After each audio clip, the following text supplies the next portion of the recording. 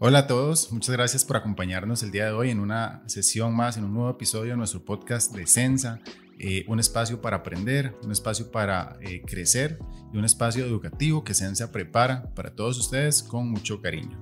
El día de hoy, un invitado muy especial, donde vamos a tocar temas que tal vez frecuentemente en nuestro día a día o en la parte laboral o personal no analizamos o no pensamos o no tomamos en cuenta. Vamos a hablar de todo lo que es la parte de seguros, gestión de riesgos y demás. Con nosotros, el profe Warner, una persona que tiene más de 17 años de experiencia en esta área. Profe, adelante. Pedro, muchas gracias por la oportunidad para poder hablar de un tema que es tan relevante, que nos afecta a todos, que no necesariamente nos ocupamos tantísimo de conocerlo y prepararnos, pero que definitivamente es de mucha importancia para todas las personas y para la sociedad. Contanos un poquito de vos, profe, ¿cómo llegaste a este mundo de los seguros, verdad?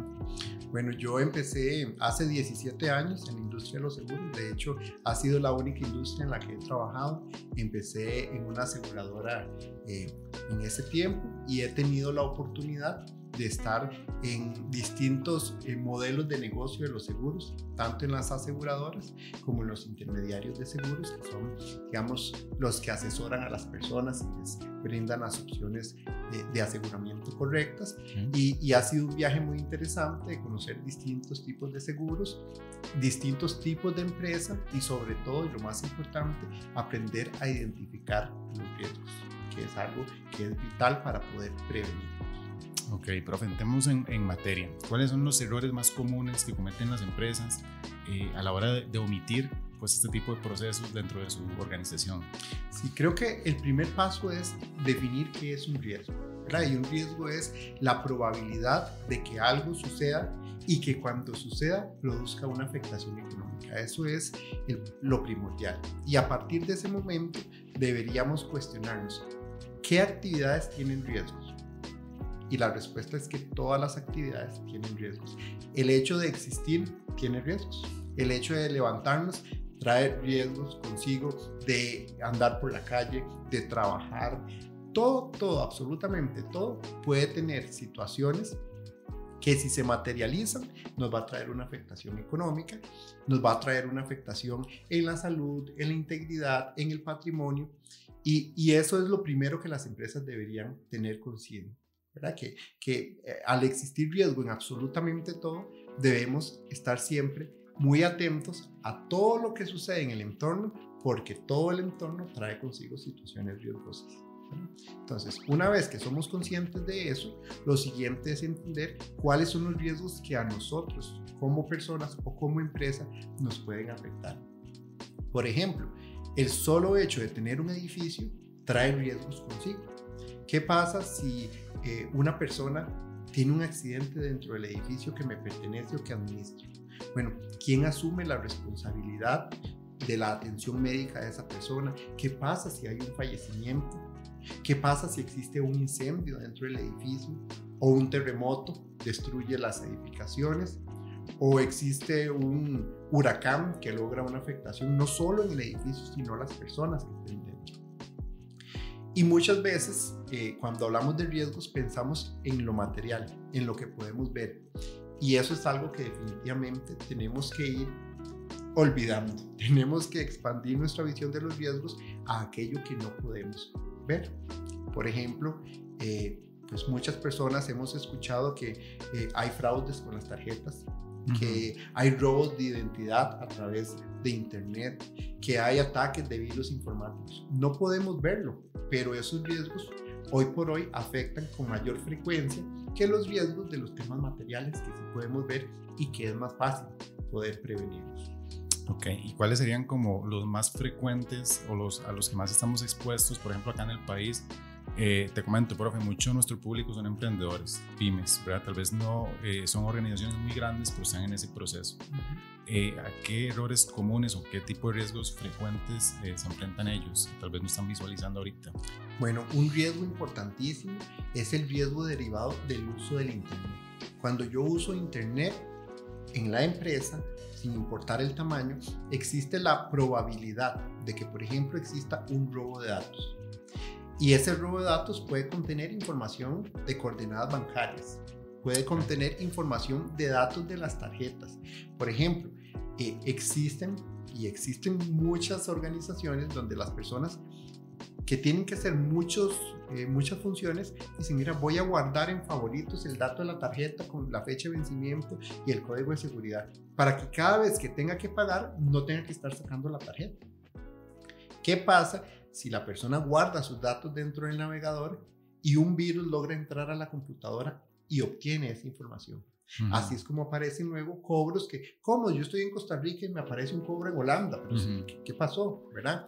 Bueno, ese es el tipo de riesgos que ahorita afecta muchísimo a la población, porque esto, digamos, trae consigo todo un trabajo de ingeniería social de las personas que lastimosamente se dedican a planear estas actividades, donde conocen muy bien cuáles son los hábitos de las personas. Y entonces, si sé que el grueso de la población no está consciente de todas estas actividades riesgosas que hacemos y que hemos normalizado, pues ahí es donde personas que se dedican a actividades delictivas como estas dicen, bueno, vamos a aprovechar esa falencia de conocimiento para obtener sus datos. Y así es como existen estadísticas oficiales de miles de millones de colones que las personas reportan como robo a su tarjeta, a su cuenta, y la afectación patrimonial es importantísima. Entonces, por ejemplo, en una pyme, un hecho como este, que me logren robar los datos de la tarjeta y me hagan un cobro gigantesco, puede llevar al cierre de la empresa. Claro, fatal. Entonces, ese podría ser todos los riesgos asociados al uso del Internet, porque todas las empresas hoy por hoy, sin importar la industria, requerimos del Internet. Entonces, ese creo que es ahorita el riesgo que más, o el grupo de riesgos que más debería ocuparnos. Ok, y desde su área, profe, ¿cuál ha sido el mayor reto? A ver, creo que a nivel, hay todo un tema de cultura a nivel social o nacional, de que cuando le hablan a la gente de seguros, lo que quieren es sacarme plata, eso no es necesario. Me imagino que eso ha sido un reto para ustedes. ¿Cómo lo han afrontado? ¿Cómo lo manejan para evitar pues ese tipo de objeciones también de parte de la gente? Porque al final la labor que hace una corredora de seguros es un beneficio para la empresa, pero ¿cómo hacemos para que se vea como tal? Sí, la prevención tiene una condición, y es que no resulta necesaria ante la persona cuando todo marcha bien. Okay. ¿Para qué voy a prevenir si no tengo ningún problema? ¿Verdad? Y ahí es donde la prevención es el mayor reto. ¿Por qué? Porque es muy fácil decir, mira, está lloviendo mucho, voy a contratar una póliza que pueda cubrir los daños a la vivienda porque está lloviendo. Pero cuando no llueve del todo, estamos pensando en una póliza que cubra los daños por lluvia. No necesariamente, ¿verdad? Entonces, ese es el componente más importante que como país, como sociedad y en las empresas y a nivel personal debemos trabajar, que es en la prevención. Hay una frase que existe en los seguros de toda la vida, está muy trillada, pero sigue siendo muy cierta, y es mejor tener un seguro y nunca necesitarlo que necesitarlo y no tenerlo. Porque en el momento donde se materializó un evento, yo no puedo llegar a comprar la póliza. Ay, es que me pasó algo ayer, quiero una póliza para que me cubra eso. No, la póliza siempre existe como un medio de gestión de riesgos donde yo tengo que gestionarlos de forma preventiva. O sea, tengo la póliza, si algo sucede, voy a tener esa protección. Pero si no tenía la póliza, ya luego no puedo buscar una protección.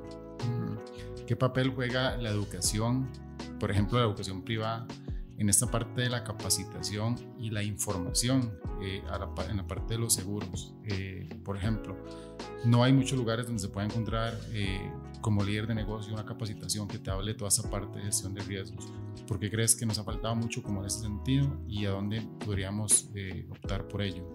Sí, creo que la educación es fundamental, primero para transformar la sociedad, pero también para transformar el rumbo de los negocios.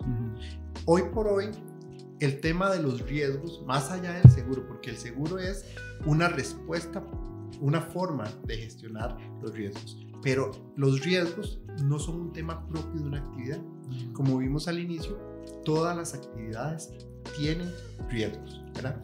Por ende, todas las empresas deberían contar con al menos una persona que esté pendiente de la gestión, análisis y detección de los riesgos. Esto, perdón que te interrumpa, profe, ¿es como la misma figura de salud ocupacional de la empresa o se requiere, crees que sea una persona por aparte en ese proceso? Es en realidad una función mucho más amplia. ¿Por qué? Porque salud ocupacional se encarga de un ámbito, que es pues, el tema del bienestar y la integridad de las personas en su lugar de trabajo. Pero los riesgos, por ejemplo, tienen que ver con muchas cosas más. Estamos todo el personal capacitado para identificar links que nos lleguen al correo electrónico y que sean sospechosos.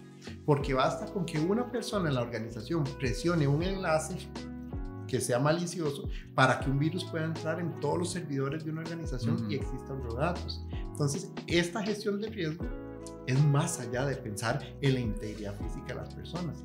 Es un tema de desarrollo de cultura, de divulgación del conocimiento y de prevención. Entonces, la educación en tema de gestión de riesgos, es más, debería ser como una materia que desde que están los adolescentes en los colegios reciban. ¿Por qué? Porque recibimos matemáticas, recibimos estudios sociales, español, y eso es muy importante. Pero pasan de ser adolescentes a adultos y resulta que en el mundo de los adultos tenemos que pensar en 1.000.000 de cosas más. Por ejemplo, todos los riesgos que nos pueden afectar, y hay riesgos que si se materializan pueden tener consecuencias que inclusive llegan a costarle la vida a una persona. Claro. Entonces, es un tema que debemos generar esta participación de las personas en temas de administración de riesgos y también en la cultura del seguro. Una forma de medir, también como para complementar la respuesta, qué tanta cultura tenemos en seguros o no, hay una forma objetiva de medirlo, y es que en los países se mide la madurez del mercado de los seguros según la participación que tiene el primaje o las primas que se reciben en seguros sobre el Producto Interno Bruto. Y nosotros versus otros países de la región como Chile, Argentina, tenemos la oportunidad de duplicar el mercado. Entonces, la oportunidad de generar una cultura mayor de seguros es enorme. Desde que se dio la apertura del mercado de seguros, se han generado nuevas oportunidades y nichos de seguros, ¿verdad? Y de protección. Sin embargo, todavía tenemos una falencia a nivel país de formación en temas de riesgos y seguros, pero que sean lo que hoy está sucediendo. No podemos únicamente sentarnos a hablar, mira, es que tengo que asegurar el carro. No, eso es como ya un tema que damos por sentado. Tenemos que pensar en los riesgos que ahora existen y que hace unos años no existían. Por ejemplo, antes de las redes sociales, no nos preocupaba que pudiesen hacer un uso indebido de nuestra información virtual, porque no había información virtual nuestra por ahí. Ahora aparecen las redes sociales y aparecen cientos de riesgos relacionados. Antes no podíamos hacer un simple móvil, ahora tenemos simple móvil, pero hay riesgos asociados a eso. ¿Por qué? Porque siempre que existe una oportunidad para tener una mejora en la sociedad, también va a haber un grupo de personas que dicen, bueno, aprovechemos esta nueva oportunidad para delinquir. Y todo eso nosotros tenemos como personas, como sociedad, como profesionales, que prever esos riesgos que van surgiendo todos los días, ¿verdad? Cada cosa nueva que aparece, sí o sí, conlleva que aparecen nuevos riesgos asociados. Ok, profe, hemos hablado mucho, tal vez desde la parte de seguros, pero desde la parte empresarial, pero desde la parte ya familiar, personal, en la casa, por ejemplo, ¿qué tipos de riesgos estamos omitiendo normalmente? Sí, un tema que se relaciona muchísimo con las familias y con el bienestar tiene que ver con los seguros de vida. El seguro de vida es un seguro que ha existido durante muchos años y tiene que seguir existiendo. Pensemos que, por ejemplo, hay un núcleo familiar donde está alguno de los dos padres trabaja y tienen 2, 3 hijos. ¿Qué pasa si el proveedor, sea el padre o la madre, fallece? ¿Qué pasa con las cuentas que siguen llegando todos los meses de los servicios públicos? ¿Qué pasa con la alimentación, con la educación, con los planes, con el pago de la hipoteca? Y un seguro de vida es esa solución. Todas las familias en Costa Rica deberían tener un seguro de vida. En caso de que el proveedor económico de la familia fallece, el seguro de vida indemniza a la familia e indemniza el monto que la persona que tomó el seguro decidió y que tiene que ser suficiente para permitirle a la familia sostenerse y generar nuevas oportunidades de subsistir.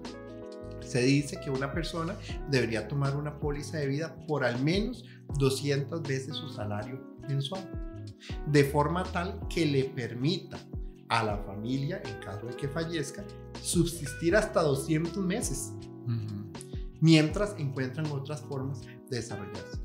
Y un tema que es un mito completo sobre los seguros es que los seguros son caros. Bueno, es que ¿qué es caro? Porque resulta que si el bienestar de mi familia depende de una decisión que yo tome, con suerte es muy barato. Y un tema que es importante, y esto sí es algo que en los seguros de vida todos tienen que saber, y es que entre más joven esté la persona, muchísimo más barato va a ser el seguro.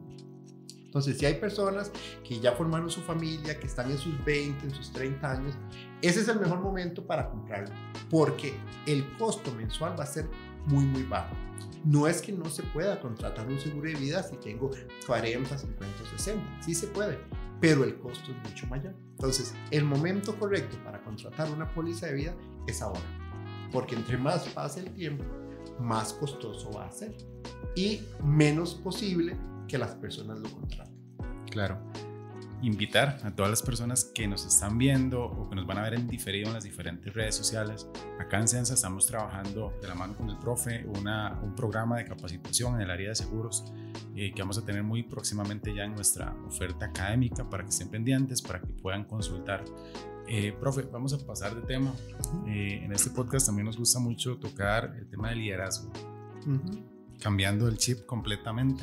Como líder de equipo, ¿qué retos te has enfrentado? Bueno, para mí liderar es tener la capacidad de influir en las personas e influir positivamente, porque existe una influencia negativa también, ¿verdad? Y los retos que existen en el liderazgo creo que dependen mucho de la personalidad de uno, del entorno en que se encuentre, pero definitivamente el poder de la palabra relacionado al liderazgo para mí es el reto más importante.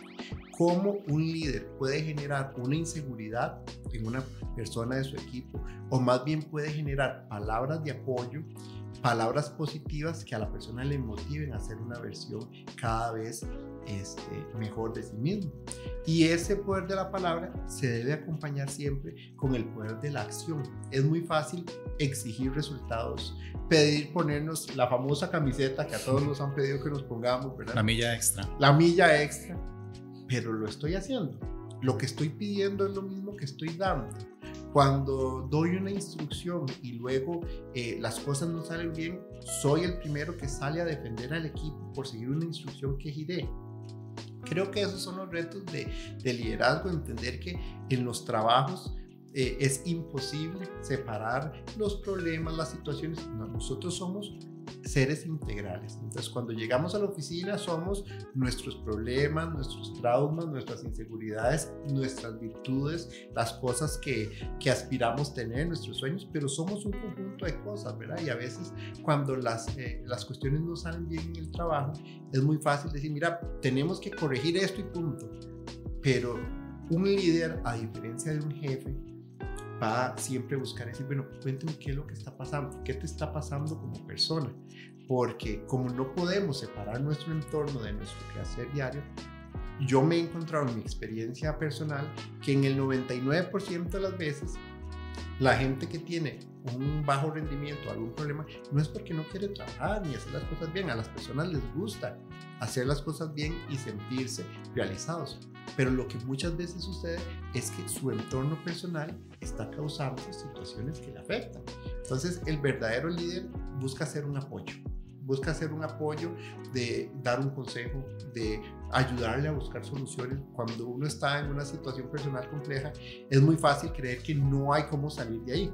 Hasta que llega una persona que está fuera de ese mundo que uno se creó y le dice, no, mira, pero existen alternativas. Y si la persona tiene la disposición de escuchar y dejarse guiar, pues casi que siempre puede salir de esa situación y mejorar su rendimiento en el trabajo. Creo que esos son los retos principales que enfrenta uno en una posición de liderazgo. Claro. ¿Cómo haces, profe, para marcar esa línea de liderazgo? Porque tiene que haber una línea de respeto a nivel de jerarquía, ¿verdad? Que creo que, y me han comentado muchos líderes de equipo, que es uno de los retos más grandes que tienen, ¿verdad?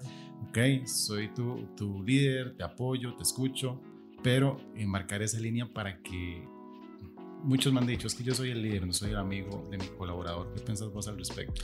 Yo pienso que eso tiene que ver mucho con el estilo de liderazgo que la persona decida tener. Por ejemplo, yo no he tenido nunca la posición de decir, bueno, es que no puedo tener amigos en el trabajo. No, una cosa es lo que somos como personas, que nos podamos llevar bien, intercambiar historias, y otra cosa muy distinta es el nivel de responsabilidad que tenemos, ¿verdad?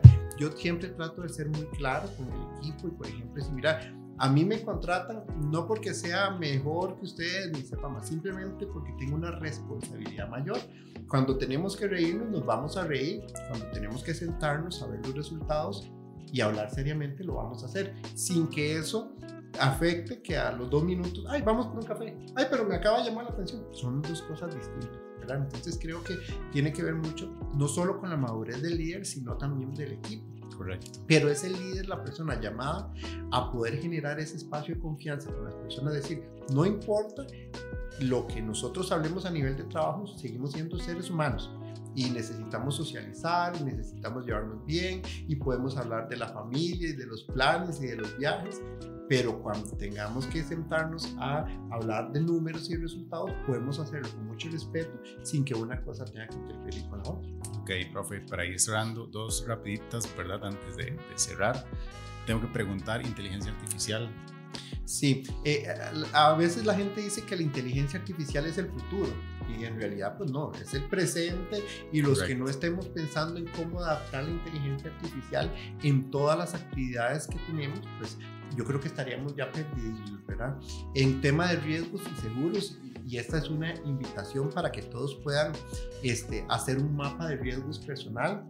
Por ejemplo, ahora con herramientas como ChatGPT, si una persona entra a ChatGPT y dice, mira, esta es toda la información que pueda dar, este soy yo, vivo en tal lugar, hago tal actividad, me gusta tal deporte, realizo tales actividades, ¿cuáles son los riesgos a los que estoy expuesto? Y yo les garantizo que la inteligencia artificial, donde tiene todas las respuestas que están en internet, en tiempo récord les va a decir, mira, ojo con esto y esto y esto, y les garantizo que hay cosas que las personas no tenían conciencia que estaban expuestos, hasta que la inteligencia artificial nos ayuda, ¿verdad?, a través de estos motores de búsqueda a encontrar soluciones muy rápidas. Entonces, en la educación, en los seguros, en la administración de riesgos, la inteligencia artificial es el motor que nos permite prevenir de forma consciente y sobre todo rápida, entendiendo que los riesgos todos los días se crean y nosotros no somos tan rápidos, ¿verdad?, para identificar los riesgos, pero la inteligencia artificial sí. Entonces, esa es una invitación para que todos puedan descubrir las bondades de estas herramientas en beneficio propio, ¿verdad?, y de su desarrollo personal y de su integridad familiar, por supuesto. Ok, profe, ¿algún libro, algún conferencista, algún escritor que quisieras recomendar? Bueno, yo creo que todas las personas, y no tiene que ver mucho con libros de desarrollo personal, pero todos deberíamos leer El Principito al menos una vez al año. Claro. Porque es tan fácil olvidar, siendo adultos, que debemos mantener vivo ese niño, ¿verdad? Lleno de ilusiones, de aspiraciones, porque vivimos en una era donde estamos sobreexpuestos, sobreestimulados por la cantidad de información que tenemos en redes sociales, y eso a veces nos puede hacer perder la noción, nos puede hacer olvidar que seguimos siendo niños y que tenemos ilusiones, sueños, y que podemos pensar cosas que a algunos les parezcan una locura, pero si nos hace feliz y nos ilusiona, debemos mantener eso. Entonces yo creo que siempre, y yo lo hago una vez al año, leo El Principito y siempre encuentro cosas nuevas, cada vez que lo leo. Ahora que mencionas eso, yo soy educador de formación. Ahorita a nivel educativo en los países nórdicos hay toda una disyuntiva con respecto a esto, porque por ejemplo estamos viendo que ya en países como China la inteligencia artificial, la programación está incluida dentro de las mallas académicas desde pequeños, pero los países nórdicos están optando por todo lo contrario. No, ya ellos tienen computadora en la casa, ya tienen videojuegos, ya tienen tablet, traigámoslos a la escuela a que exploren en el bosque, a que aprendan agricultura, a que convivan con las plantas, con los animales, ¿verdad? Entonces ahorita hay a nivel interno toda esa disyuntiva, ¿verdad?, entre desde qué tanto lo sacamos de todo este rollo, la inteligencia artificial, de computadoras, de programación, y los llevamos a la naturaleza, los llevamos al mundo real, ¿verdad? Entonces es un tema interesante. Profe, ya vamos cerrando. Muchísimas gracias por el espacio. ¿Dónde lo pueden contactar? En caso, no sé, algún tipo de asesoría, capacitación, que se quieran poner en contacto con vos, ¿cómo te pueden encontrar? Sí, bueno, primero muchas gracias por el espacio. Yo creo que difundir el conocimiento es una forma de transformar la sociedad, de impactar a las personas, y estos espacios sin duda alguna son una herramienta para que las personas por lo menos les genere la duda. Correcto. Estoy haciendo lo correcto. Entonces muy agradecido por poder conversar sobre esto. Me pueden buscar en LinkedIn como Warner Quesada Mesa. Por ahí pueden contactarme y yo con mucho gusto cualquier duda, cualquier tema en que les pueda compartir. Siempre digo, la información está ahí. Yo nunca he tenido ningún problema en retenerla. Al contrario, lo poquito que sé, con mucho gusto lo comparto con las personas que sirven. Claro, de igual manera, en la descripción donde están viendo el podcast van a encontrar el link del LinkedIn del profe, ¿verdad? Para que se puedan poner en contacto con él, para que lo puedan seguir y demás. De mi parte, pues agradecerles a todos por acompañarnos en este nuevo episodio. Muchísimas gracias y nos vemos más adelante. Muchas gracias.